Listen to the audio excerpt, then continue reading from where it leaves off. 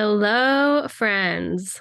Holy cow. Today's episode is really hard to funnel down into like a 30-minute conversation with you today because I feel like I just lived 30 lifetimes in the past 7 days. But I'm going to do my best to condense the lessons that I've learned and just share a little bit about what I've been going through. And so before we dive in, I just got back last night. Sebastian and I stayed overnight at our first ever treehouse Airbnb. I don't know if you guys have ever done that, but it was so cool. It was literally in the middle of the woods, total solitude. And we were up in a tree. I felt like a little bird just getting to sleep over in this little natural fort, and really, really, really cool experience. So it's a nice little getaway, kid-free. Thank you, mother-in-law, for staying with the kids, and I feel refreshed. Before that, I had taken the whole week off, and I'll share that in a second why, but this is like my first thing diving back into the natural swing of things for this week after a week of hermiting, some much needed mental health hermiting. So today's talk is, I titled it Life's Not Supposed to Be This Way. Have you ever thought that or said that? Humans crave what's comfortable. No one would ever argue with that. Our nervous systems crave what's familiar, and, some more than others, depending on a particular nervous system's window of tolerance and flexibility.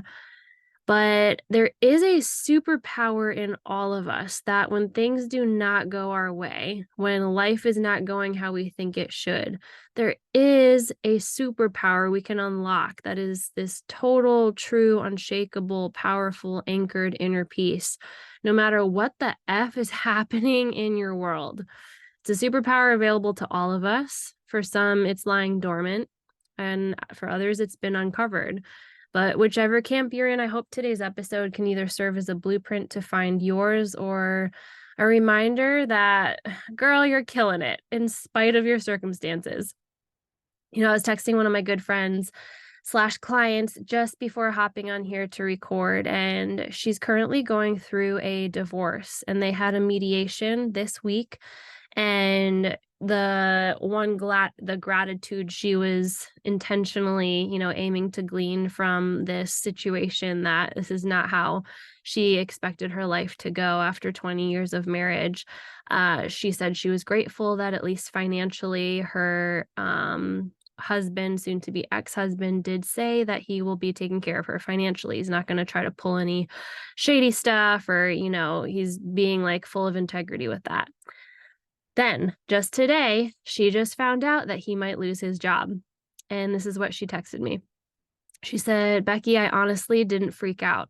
Got a bit stressed at first, but I feel like I'll do what I can. And I didn't cry, didn't feel shame or any constriction, no shallow breathing, no heart racing, nothing. Who is this woman?" Well, she's a new woman. That's who. She's somebody who I've watched uncover the superpower of her own intuition, her own power, her own nervous system, after a lot of life situations from a very young age that have not gone the way she ever would have designed. So what for you are your most distinct moments that stand out to you where you found yourself saying, life is not supposed to be this way? Whether it's life, relationships, family, health, money, spirituality, I don't think any of us escape these moments. I remember growing up as like a really happy-go-lucky kid.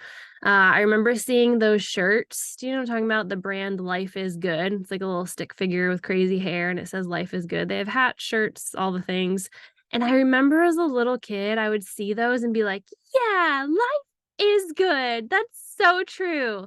Like, that was kind of my set point, like high on life since a little girl. My husband was the opposite. He remembers being like melancholy. That was more his set point as far back as he can remember. But I remember my first big moment of feeling like life's not supposed to be this way was when my dad died unexpectedly. He had a heart attack when I was 18, got the news that he passed away at the young age of 57, was way too soon. And it jolted my whole world. I remember going from the ministry life. My husband and I served full-time ministry. We led a campus ministry together for 4 years, and we were kind of seen as this like epitome of a strong couple and strong people and leaders. And then when we had our son and moved back to Virginia to be closer to family, our marriage started spiraling and our toxic dance of codependency and addiction started picking up speed. Like we were just all of a sudden, it felt like we were unraveling. And I was like, this is not supposed to be this way. Like, we were the ministry couple. We were the people that others looked to and saw as an example. And like, this is not supposed to be happening. And it felt like life was spiraling outside of my grasp. I remember another moment when years later when we were even worse, as if I thought it couldn't get worse, when my husband and I were like on the rocks and not doing well at all. And then I found out I was pregnant. And I feel like bad saying this sometimes because I know how many women pray and try and hope for years to get pregnant. And I felt a lot of shame and guilt for my first thought in that moment being like, oh no, no, like this can't be happening. This should not be happening right now. Because I didn't want to bring another life into this world when I felt like my husband and I weren't even a sure thing. And then a couple months into that pregnancy, I miscarried and it was all over again. Like, this isn't supposed to happen either. Like, nothing was happening the way that I would have ever desired or designed. And then the most latest thing for me is just my mom's mental and physical health declining. It's this total role reversal and it feels like completely against the grain of what's natural. Like she's always been the mom and now I'm feeling like this I'm her mother, like taking her to doctor's appointments and, like just different things that have always been her role. Like she's not in a space where she's able to hear about my life and really empathize. Like I'm the one holding space for her. It's become kind of flipped one-sided instead of this rich relationship that my mom and I have had for so many years. It's feeling turned on its head. And there's been so many moments of like, this is not supposed to be happening.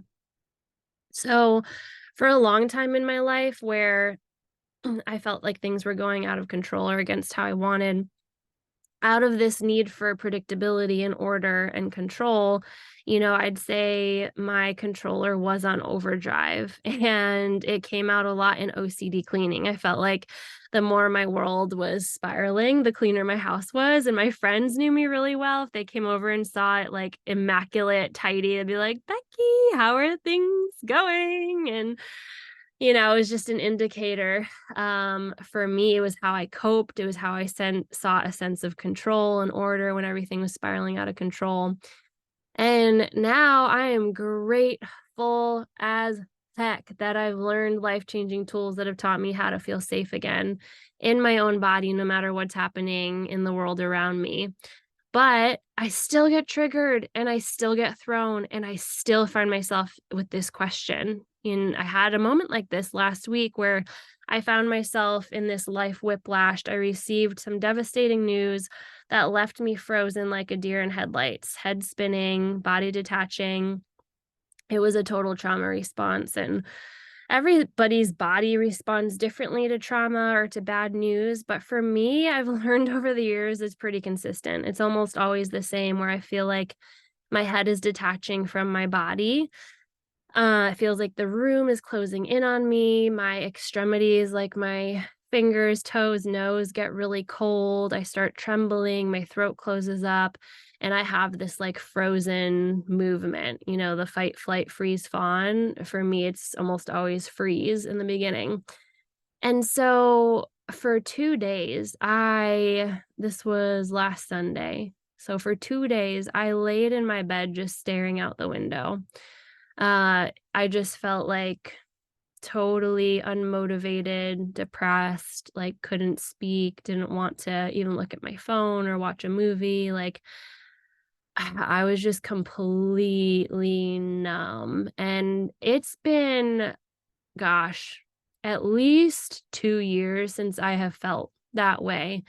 And it made me think about like just what was coming up in this experience in my body was all the stuff I've learned even about, the nervous system and animals in the wild, and how it's a very natural survival response for animals to go limp after threat or danger or, trauma has been experienced. That it's actually smart. It's actually the body's wisdom in like protecting the animal. So for example, let's say like a prey was attacked and there was this threat of a bear about to kill it. Like, it's pretty often and common that you see in the wild, they'll literally go limp and they're frozen, and that can sometimes make predators think that they're already dead, so they go the other way, giving that little prey time to activate and run for its life. Or also, if an animal is caught, like if a prey is caught by a predator and is about to be killed,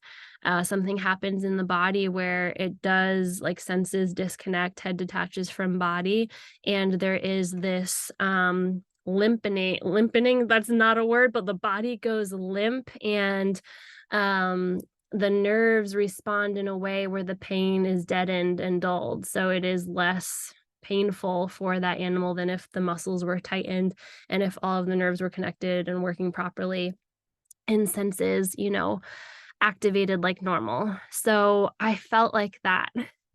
And it allowed me to not rush myself out of that. It allowed me to not shame myself for that. Like, I literally just in full radical self-acceptance, just had compassion as I let myself lay and do nothing. And that, for the old achiever in me, was really monumental, to even allow myself just 2 days of like, I'm just going to allow myself to sit in this and not try to rush it. Like, it's natural for my body to do this. So I ended up taking the whole week off. I talked with my team. They were so amazing, just reassuring me, like, Becky, we've got this. That's why you hired us. Like, go take a week for mental health, and we're gonna, run this show with excellence. Don't worry about it at all.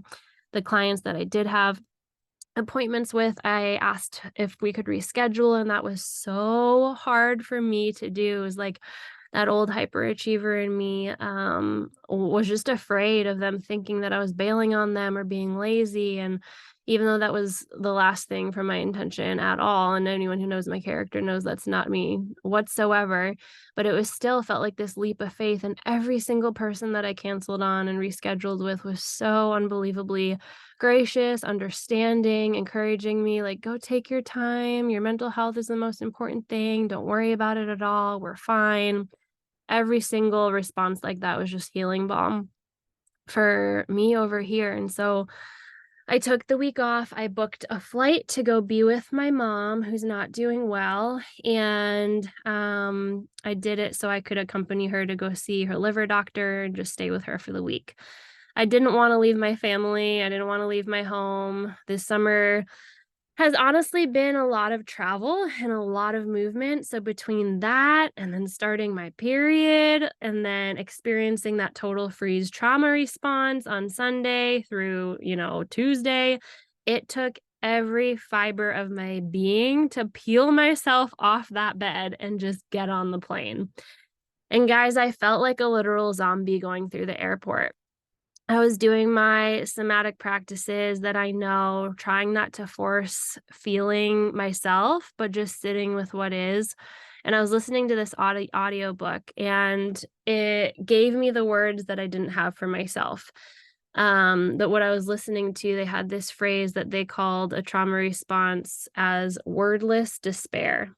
And it just resonated. I said, that's exactly what I'm feeling. Like, for somebody who I feel like words is my gift and I never have a problem articulating myself, what I'm experiencing right now is wordless despair. Like, I just don't even have any words, anything to vocalize. I'm just speechless and grieving right now.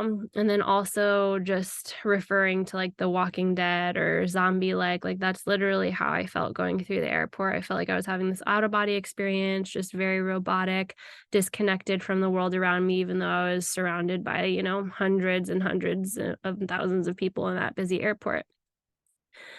So I was surrendering the best I could. And the plan was I had a connecting flight to New Jersey, and then from New Jersey, I was going to fly into Providence, which is the closest airport to my mom's house. But I was supposed to have a 45-minute connection, and we were 15 minutes late getting into the air because of weather. And then we circled for 15 minutes extra before landing because of weather. And so my 45-minute connection turned into a 15-minute connection. And I was towards the back of the plane, and me and this one other girl were like, excuse me, can we squeeze through? Once the plane landed, she was like, we both were saying, we have 10 minutes to catch this flight. Excuse me. And we got like maybe 5 seats ahead until this one woman just turned around and snapped at me. She's like, we all are in the same boat. Get back. She like snapped at me. And I was like, you have 10 minutes to catch your flight too. And she was like, mm-hmm. And she was lying through her teeth. Like I was not a fighter. I was ready to fight this woman. I was like, everything in your body. I know how to read body language. I know how to read energy. Woman, you're lying through your teeth. You're not in a rush. And so I ended up missing my first flight ever after running like sprinting probably a half a mile through the airport, where it was like it wasn't even when I got off that flight, it was just like I had to get to the next gate. It was like I had to take the bus and then run 20 gates to find my gate. And when I get there, the plane had already taken off. I go to customer service and I tell them what happened, and she said she couldn't get me out until 2 p.m. the next day. And so let me back up. So since Sunday, I had that, devastating news. And then this is Tuesday night, and I hadn't cried that whole time. Like it was just numb. It was just zombie. This is the time where I decide to let it all out. And it was just the straw that broke the camel's back. I'm in the middle of the airport. I step away from the customer service booth. I'm like, give me a minute. And I just start bawling. And I'm like, ah, and I come back and I'm like, that's just not gonna work for me. And she was like, let me try something. I saw her little typing on her computer. She printed out a boarding pass. I didn't even look at it. She said, you're getting out of here 10 a.m. tomorrow morning, and we're gonna put you up in this hotel tonight. So didn't look at the boarding pass. She gave me a water bottle. My reaction was like, really, a water bottle? Thanks. Now this is like one extra thing I have to hold. Like, what the hell am I supposed to do with this? I saw she gave me a $20 voucher. In my head, I'm like, nice, how generous, $20. Like I was just so bitter and mad and like hating life right now. And then I was like, I got to find this freaking air train that she said I have to take to get a shuttle to this, hotel. This is an airport I've never been in before. And, finding this shuttle was a new experience for me. Sleeping in a hotel room alone was a completely new experience for me. All of this stuff, I was like, my nervous system cannot handle this. My nervous system just wants familiarity. It wants comfort. None of this is familiar. This is all stretching me out of my comfort zone. So I'm just standing there at the front desk of the hotel. Finally get there. Yay, found my way. And I'm just thinking in my head, like, this freaking sucks. Like I'm far from home. My nervous system is shot. I'm exhausted, sweaty, no change of clothes, have this extra water bottle. What am I supposed to do with this? Should have thrown it away. I'm by myself. My luggage is in Providence. I can't see my mom. Her health is declining. The list was just going on. And all I wanted to do in that moment was nurse my victimhood. Like gather my assembly of pity people to validate how awful this all was and validate the disaster of my life right now. And that's when I made a conscious decision to text a particular friend who I knew would not help me dig my trench deeper, but she would call me out of it. So I texted my friend, Kelly Brock. She's an old mentor of mine, now friend, and she knew what was going on all week. She was one of the people that knew, all the details of what I was experiencing. And I said, hey, taking it slow and resisting every impulse in me to victimize the hell out of myself right now. Her response to that text was just the truth that I needed that changed the entire experience for me. She said this. She said, circumstances will make you want to believe that, Becky. This did happen to you, and you're still at power and choice here. Grieve, rage, mourn, be sad, be bitter, process, let it move through you. You're allowed to not be okay. and move through that real part of this. Do not bypass. And it was like a veil that lifted when I read those words. It was like at that moment, waiting for the receptionist to hand me my room key, I just made this deliberate, conscious decision to get out of the dumps and choose to adopt a different view. And as much inertia as I felt like it took for me to make that switch, I decided to see that this was all happening for me rather than against me. And this is where I took my power back. I began to assert in my mind and in my heart and in my body that God was doing this for my best, highest favor, rather than pointing a magnifying glass at me and laughing. And that's when I looked down at my vouchers, literally then, and I realized, oh, wait, that's actually $70 they gave me, not 20. And then I looked at my water bottle and I go, oh my God, there's actually deodorant, a toothbrush, a whole bunch of like self-hygiene stuff in here. Oh my gosh, I'm so grateful. I thought it was just a water bottle. Sorry. And then I had this thought of like, actually, this is like a really beautiful gift that I have space to myself to process and grieve everything that's going on right now in my life. And if I need to cry and scream all by myself, like I wouldn't have had that at my mom's house. My mom would be like, what the heck's happening? And then I went to go spend $70 in my vouchers, and I was like, I'm gonna get really nice wine and all the snacks that I want. And the receptionist was this young Colombian boy, and I went shopping with those vouchers, but he was so kind to me, and he was speaking broken English, so I decided to start speaking to him in Spanish, and his face just lit up, and I was telling him my husband's Colombian. He's like, "Oh, you gotta go. Colombia's amazing." And we had this really great conversation. It was the first time I had smiled since Sunday. And it was just like this power of human kindness. Like it just helped. It was very healing for me. And I went upstairs. I hopped in my bed. It was so unbelievably comfy and cozy and peaceful. And I actually went to sleep that night with like so much peace in my heart. The next morning, I got to the airport with plenty of time to board, no rush. And when they started calling all of the groups, the zones, I'm usually like zone 3 or 4, right? And so I go to look down on this boarding pass that, remember, she printed it out and I'd never even looked at it. I just grabbed it and was like, thanks, bye. And I look at it and it said boarding group 1, first class.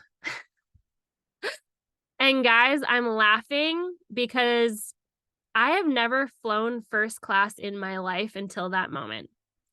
And the day before, when I was boarding my class, you know what I said in my head? I was passing by the first class people. And I said, one day that's going to be me. It's just a matter of time. I don't know when, but first class is coming for me.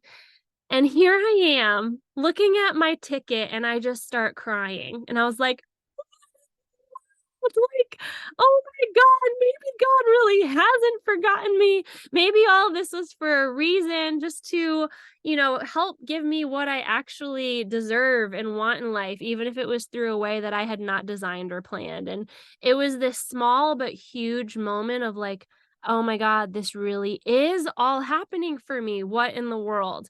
So I get on the plane and I'm like shaking and crying at this point. I'm like texting my best friend and my good friend Julie and Kelly, and I was like, guys, you won't believe it, like I'm sitting first class. I can't believe it. I get there, I sit down, there's so much leg room. The stewardess goes straight to me, offer me water, any drink that I want, and I sit next to this man. His name was Scott, and he told me stories the entire flight. He was like he was like a sea captain, who worked on boats for 10 years of his life. And he had all of these stories, but it started with me just asking, like, what crazy stories have you experienced? And the one he chose to tell was this one of a storm where, despite all effort, they were trying to move forward. And because of the waves, it pushed them like a mile and a half back. And it felt so like prophetic and like a metaphor to my life right now, because I feel like there's been so much progress made, and this week like really just felt like a gut punch, a setback. and we were laughing. He was just like one of those quirky, like nerdy character types. We ended up getting off the plane together, went the wrong way, trying to find our baggage, and then found our bags. And that was another thing I was worried about. Like, I thought it was going to be super hard to find my bag because it was there at the airport overnight. And it was like right when I walked to the baggage claim, it was just like the first one I saw, just sitting there, like, "Hello, Becky, been waiting for you. Here I am. I'm your bag." And I'm like, "Thank you." It's like something going right. I don't take it for granted. And then I go to pick up my rental car and I didn't know what I was getting. And the guy hands me the keys. He's like, "Okay, today we have a Chevy Malibu for you." And guys, that's the free career car that I used to drive in my previous network marketing career, the car that I earned, the car that has great memories that that was my baby for a year. I loved that thing. I ended up turning it in and I've missed it. I've missed that thing. And so when he said Chevy Malibu, I was like, "Oh, really? Oh my gosh, like this is something that's familiar. Like I know how to drive this car for all the unfamiliar things my nervous system has gone through. Like this feels like a kiss from God. And what a gift. Like I get my Chevy Malibu back. Ah, and then I get to my mom's house finally. Ah, miracle, right? Made it there. And she has a gift for me that she had been holding on for about a month now. And it was this rose quartz crystal heart. And I didn't know like the meaning of it. Like I know some people are into crystals and all of that. I don't own any crystals, but I did just get Reiki certified. That's another topic for another time. But I am learning how to, work with and heal energy. And so I know people in that world are like all into crystals. So I look up the meaning and it says it helps with self love and healing emotional wounds. It's often given as a gift to someone special because it's known as the stone of unconditional love and infinite peace. And I'm like, of all times for me to receive this gift, like this is the week for it to be really mean something. And so I was able to spend the week with my mom. I was able to, go with her to her liver doctor, hear news that neither of us wanted to hear. But there was a lot of positives that was able to take place while I was there. We were able to set up a caregiver for her to come in home 3 days a week. I set up a care team, which I just like messaged random friends and family who live near her asking if they'd want to hang out with her one time a month. And the response was just so positive. Like, "Yeah, we'd love to just go get time with your mom because she's just not able to drive anymore. She's really depressed. She's been lonely." So we were able to set that up. I was able to find a somatic therapist because my mom's nervous system like is just shot and she doesn't know the things that I know, and I try to teach her and share as much as I can, but I wanted her to get a therapist of her own, so I was able to find that. We were able to get our nails done too, like have fun time. We ate Thai food together. We watched TV together, snuggled in her bed, and also she let me practice my Reiki on her, the new Reiki practice that I'm developing. She, for the first time, since I got to her house, was able to relax her body. And she's been trembling and shaking like literally nonstop. Like she's that nervous and anxious all the time. And when I was doing this, like her body stopped shaking and she said, "Becky, wow, this really works. Like this feels really good." Her breathing slowed down. She was able to smile and just lie there. And so that was a gift just to get to share all of that with her and see the good that came out of that week. But one of my last nights there, I was just like laying in the dark and in my room and meditating and praying, and I put that rose quartz heart on my chest, and I was praying for, clarity and direction. And I just got this sense like that there is somebody that I was meant to connect to, someone older, a male figure. Like, I don't always get clear messages like that, but this is what was coming up for me. And in my mind, I'm like, "What the heck? Like, who the heck am I supposed to connect with? An older male figure?" Like, I'm literally searching all over North America, thinking, like, who could this be? Who am I meant to go visit? And then all of a sudden, it was like my dad. And I realized, like, oh, it's my dad. Like, God is speaking to me right now. And I feel like I'm meant to connect with my dad, or he has a message for me. And I just felt his presence all of a sudden. This might seem so weird to some of you. That's fine. I feel like a year ago I would have thought all of this was crazy as well, but I had chills upon chills upon chills just flushing through my body. And it was immediate tears that like my dad's spirit just wanted to show up to comfort me and remind me that I'm uniquely and wonderfully made. And these are the words that I heard. I heard factories make the same products, but I'm unique and special, and there's no one else like me on this planet. I have my own unique DNA, gifts, etc. And those are the last words he literally said to me before he passed. We were talking on AIM Instant Messenger. And I had that conversation saved for years, and that was literally the last thing he said before we said, "Love you, good night." So I heard those words. And then I heard that I'm unstoppable. That was one word, unstoppable. Hold that, pocket that. And then I heard, "Becky, you're a force to be reckoned with." And then the third thing was, "You are anything but powerless." And when I heard that, I just started like crying, like letting it all out, letting it move through my body. And then I asked God, kind of slash my dad, like, what's available for me to understand, know, or do right now? And it was this very clear message: go check the Bible app, verse of the day on your phone. And guys, I haven't checked that thing in I don't know how long. It's an app that has stayed on my phone, but if, I'm reading the Bible, it's usually my physical one, and I haven't checked that app in forever. Sure enough, I opened it up. The verse of the day was, "Blessed are those who mourn, for they will be comforted." And this has been like the theme of the week. There's just been a lot of mourning going on. There's been a lot of grieving. And when I read this, I was like, shut the front door. It settled me to the core of my spirit. It felt like God was telling me there's nothing you got to do right now other than receive comfort. And then I open Facebook, and the first thing that opens up is my friend dancing to a video of that song Unstoppable. That was the word. Remember I told you to pocket? She's literally dancing to that song. I'm unstoppable. I'm a na na na na na. I can't sing. But I was like, what in the world is happening right now? And then all of a sudden I get all of these messages and DMs from all of these people like coming through one after another, just saying that they're praying for me and my mom, and like all of these messages of comfort.